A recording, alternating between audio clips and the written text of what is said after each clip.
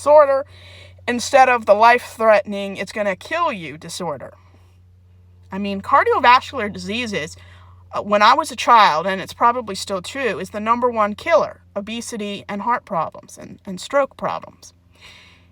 I mean, just because someone isn't a man, male doctors will not talk about cardiovascular disease because it's a male-dominated disease. I mean, if you watch a movie, the odds are it's a man who has the heart attack or stroke. It's very rarely ever shown to be a woman, even though women die as much as men do from these kind of conditions. The gaslighting our society does. I mean, you look at Disney. It's much better now, but back when my parents were kids in the 50s and me in the 90s, the idea that if a woman is in trouble, she needs to be saved. And don't get me wrong, there are some times that women especially need help, not from a man, but from a human being, somebody who can help. I mean, feminism isn't, I never want a man's help. We don't normally need help, but it's okay if someone helps you, even if it's a man. Our society in a lot, I'd say every country, unless it's extremely progressive or atheistic, believe that women are not completely human.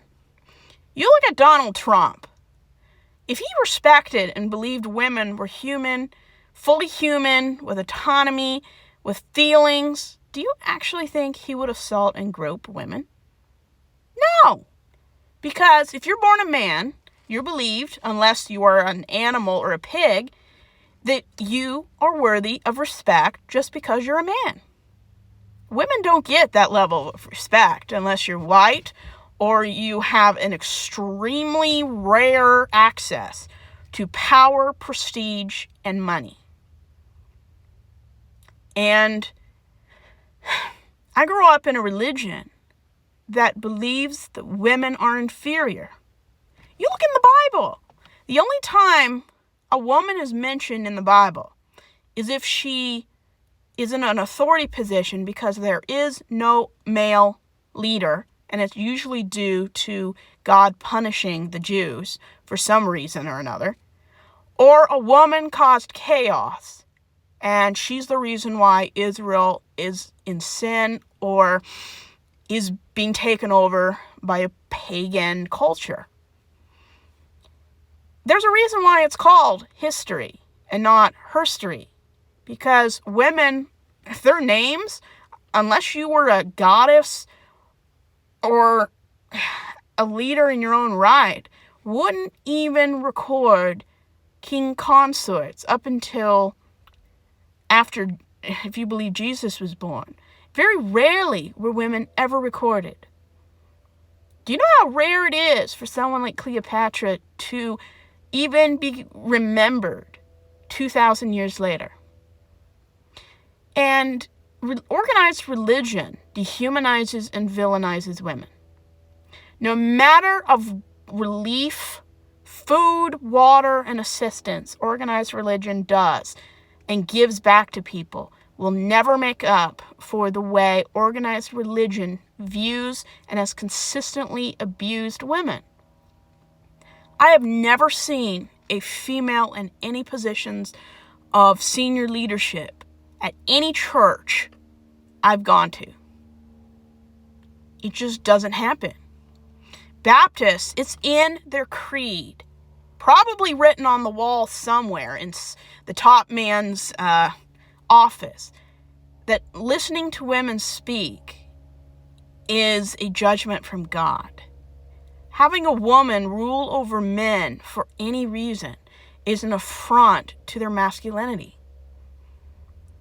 I mean, how much internalized hate does a man or a woman have to believe that because they have a certain part that they are superior?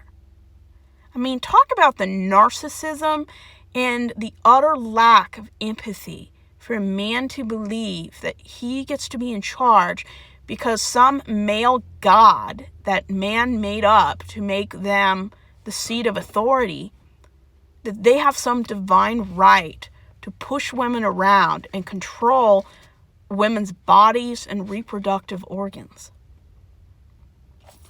And just when you think it can't get any worse, it always does. Our country views women as though they are property. And people will say, well, we're not man's property. BS. Every wedding tradition that is still going on in almost every wedding has to do with women being owned by men. Women changing their name upon marriage is men believing that women are inferior. The idea of marriage at all is the view that women cannot be their own individuals. Even if you're a modern woman and man who does not observe the patriarchal institutions of marriage or have a modern marriage or during your wedding stayed as far away from the misogynistic and sexist traditions of a wedding, you're still upholding an institution that has killed women, enslaved and trafficked women for thousands of recorded history, like thousands of years of recorded history. Marriage is used in parts of the world, including Utah, to sell kids as young as 14 or younger to middle-aged men. Everything about our government, our religion, our social rules and expectations, our gender rules is completely in line with how much contempt men have for women. Women who birth their kids, who birthed them, people who are their sisters and mothers. And women should have respect, not because they're related to a man, but because they're autonomous adults.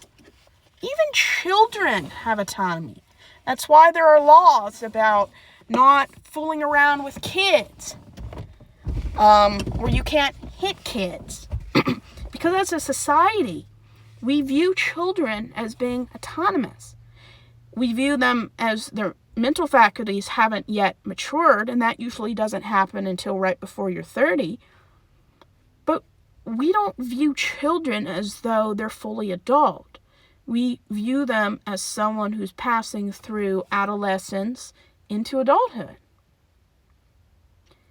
But you look at how, if a man or woman, when they turn 18, how society treats them differently. They treat the man with respect and the woman usually with contempt. Why women can't behave like men? Because women are supposed to be submissive. They're always underneath male authority. And it's like that everywhere. The rules of society are that men pursue, women respond. I mean, if you're in a passive position because you believe that's what your religion, your God, your father, and society says, that's the level of contempt we have for women. And women have so much contempt for themselves and for other women. It's so sad. We call it internalized misogyny. If you want a relationship where you have a submissive dynamic, that's fine. There is nothing wrong with that. As long as it's consensual, there are boundaries and consequences.